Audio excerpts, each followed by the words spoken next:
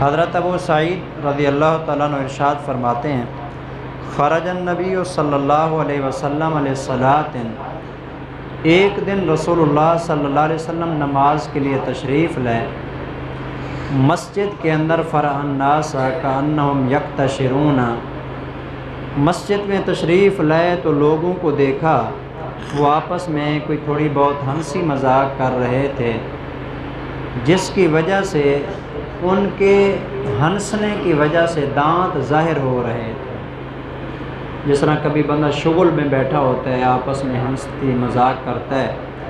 تو صحابہ کرام بھی کسی بات کے اوپر ایسے ہنسی مذاق فرما رہے تھے تو ان کے ہنسنے کی وجہ سے دانت ظاہر ہو رہے تھے۔ تو آپ علیہ السلام نے جب یہ کیفیت صحابہ کرام کی دیکھی،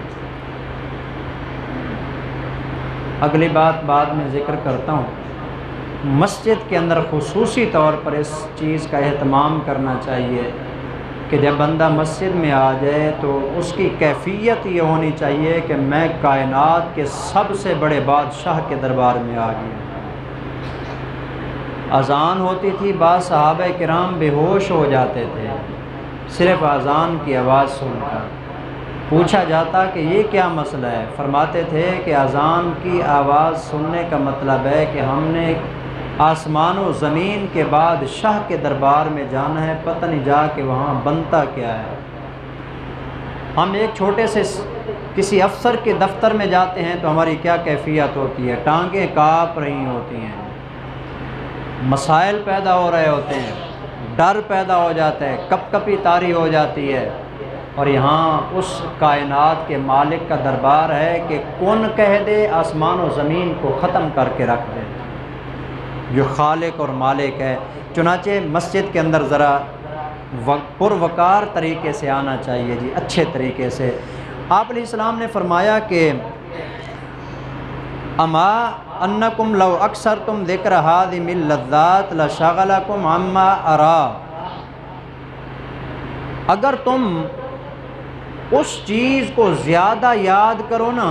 جو آ کے تمام لذتوں کو توڑ پھوڑ کے ختم کر دیتی ہے، میں سمجھتا ہوں کہ تم مسجد میں آنے کے بعد کبھی ہنسو گے نہیں۔ یہ جس کیفیت میں تمہیں دیکھ رہا ہوں نا، اس کیفیت میں کبھی بھی تمہیں نہ دیکھا جائے اگر تم لذتوں کو ختم کرنے والی چیز کو یاد کرو۔ وہ لذتوں کو ختم کرنے والی حضور نے فرمایا فَأَكْثِرُوا ذِكْرَ هَٰذِمِ اللَّذَّاتِ الْمَوْتِ، لذتوں کو ختم کرنے والی چیز موت ہے، اس کو کثرت کے ساتھ یاد کیا کرو، کثرت کے ساتھ یاد کیا کرو، بار بار اس کو یاد کیا کرو۔ یہ آتی ہے ساری لذتیں ختم ہو جاتی ہیں، دیکھنے کی لذت ہے، سننے کی لذت ہے، بولنے کی لذت ہے، پکڑنے کی لذت ہے، چلنے کی لذت ہے، تمام دنیا کی لذتوں کا تعلق انسان کی زندگی کے ساتھ ہے۔ زندگی ختم، لذتیں ختم۔ فرمایا کہ اگر تم لذتوں کو ختم کرنے والی موت کو یاد کرو تو یہ تمہاری کیفیت نہ ہو۔ آگے آپ علیہ السلام نے بیان شروع فرمایا فَإِنَّهُ لَمْ يَأْتِ عَلَى الْقَبْرِ يَوْمٌ إِلَّا تَكَلَّمَ، حضور فرماتے ہیں قبر کے اوپر کوئی دن ایسا نہیں گزرتا مگر وہ قبر روزانہ آواز دیتی ہے، قبر روزانہ آواز دیتی ہے، روزانہ بولتی ہے، روزانہ اعلان کرتی ہے، روزانہ تقریر کرتی ہے۔ کہتی کیا ہے؟ حضور نے فرمایا کہ وہ قبر کہتی ہے آنا بیت الغربت، میں پردیس کا گھر ہوں، آنا بیت الوحدت، میں تنہائی کا گھر ہوں، آنا بیت التراب، میں مٹی کا گھر ہوں، آنا بیت الدود، میں کیڑے مکوڑوں کا گھر ہوں، بھرے ہوئے ہیں کیڑے مکوڑے۔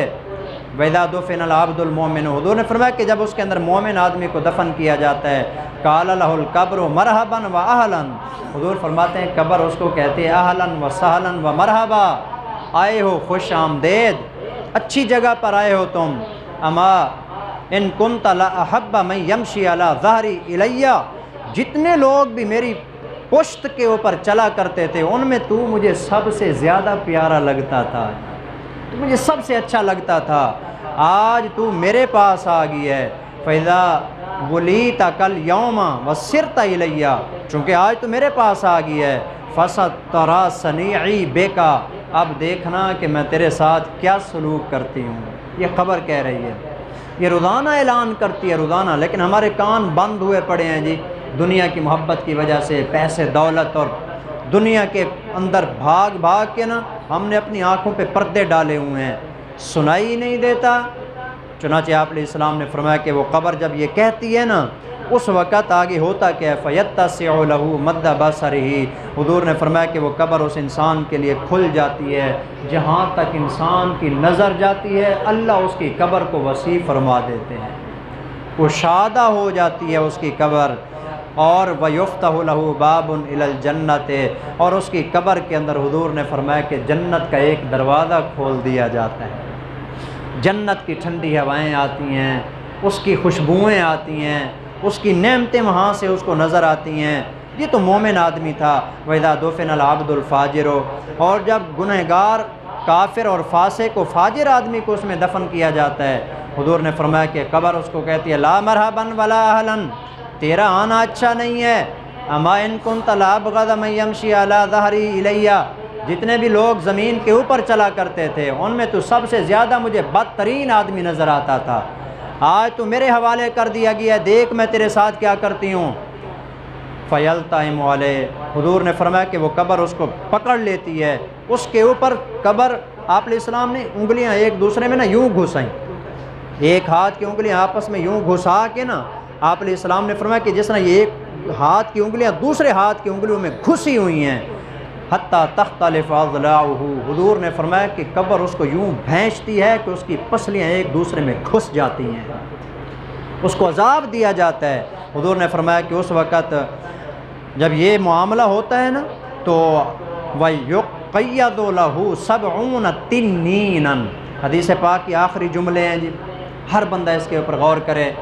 آپ علیہ السلام نے فرمایا کہ جب قبر اس کو بھینچتی ہے نا، پسلیاں ایک دوسرے میں گھسا دیتی ہے، صرف سزا اتنی ساری نہیں ہوتی، وَيُقَيَّضُ لَهُ 70 تِنِّينًا، اس آدمی کے اوپر 70 سانپ مسلط کیے جاتے ہیں۔ اژدہا بڑے سانپ کو کہا جاتا ہے، بڑے بڑے سانپ اس کے اوپر مسلط کیے جاتے ہیں۔ پھر حضور علیہ السلام نے ان 70 سانپوں میں سے ایک سانپ کے بارے میں بتایا، آپ نے فرمایا کہ لو ان واحدن منہا، اگر ان 70 سانپوں میں سے صرف ایک سانپ، خدا کے لیے آپ کو دعوت فکر دیتا ہوں، خدا کے لیے اس بات کے اوپر توجہ دینے کی کوشش فرمائیے، کیوں آج ہمارے دماغ کے اوپر مال دولت دنیا کا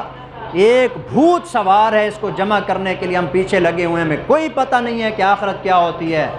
فکر کیجئے، موت، قبر، اس کے بعد حشر، یہ سارے مسائل آنے والے ہیں۔ چنانچہ آپ علیہ السلام نے فرمایا کہ اگر ان میں سے ایک سانپ نافخ فی الارض، ایک مرتبہ صرف زمین کے اوپر پھونک مار دے، آپ علیہ السلام نے فرمایا کہ ما انبتت شیئا ما بقیت الدنیا، جب تک یہ دنیا باقی رہے گی یعنی قیامت، حضور نے فرمایا کہ صرف ایک مرتبہ اگر وہ سانپ زمین کے اوپر پھونک مار دے، قیامت تک اس زمین کے اوپر سبزہ نہیں اگے گا، سبزہ ختم ہو جائے گا، ایک مرتبہ اگر وہ ایک سانپ پھونک مار دے۔ آپ علیہ السلام نے فرمایا کہ وہ اس کے اوپر مسلط کر دیے جاتے ہیں، فَيَنْحَسْنَهُ وَيَخْدِشْنَهُ، وہ سانپ اس کو کاٹتے بھی رہتے ہیں، اس کے اندر زہر بھی ڈالتے رہتے ہیں، اور حتیٰ یفضیٰ بہ الی الحساب، حتیٰ کہ قیامت والے دن حساب کتاب کے لیے اس کو کھڑا کیا جائے گا۔ اس موقع پر آپ علیہ السلام نے فرمایا تھا انما القبر روضۃ من ریاض الجنہ او حفرۃ من حفر النار، یہ جو قبر ہے نا یہ خالی زمین کا گڑھا نہیں ہے، آپ سمجھتے ہیں زمین کا گڑھا ہے دفن کر کے آ گئے، انما القبر روضۃ من ریاض الجنۃ، یہ قبر یا تو جنت کے باغوں میں سے ایک باغ ہے یا جہنم کے گڑھوں میں سے ایک گڑھا ہے۔ یہاں سے حساب کتاب شروع ہو جاتا ہے، بندے کا پتہ چل جاتا ہے کہ میرے ساتھ کیا معاملہ ہونے والا ہے۔